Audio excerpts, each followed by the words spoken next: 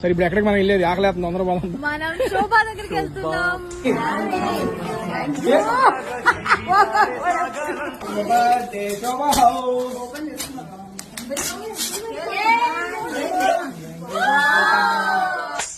నవ్వుల్లో నా పువ్వుల్లాగా జీవితాలే సాగాలంట ఆడాలి. డ్రాయింగ్ అండి, నేను చేతులతో వేశాను. నేను ఊహించుకొని మరి అందాలేంటి బంధువులేంటి పోతే ఏంటి వస్తే ఏంటి కంగ్రాచులేషన్ శుభ. మనసే ఇచ్చి చెయ్యందించి తోడై నీడై మిత్రుడు కలిసే ఆతని కంటే చుట్టాలెవరు నాకే లేరంట. హృదయం మాత్రం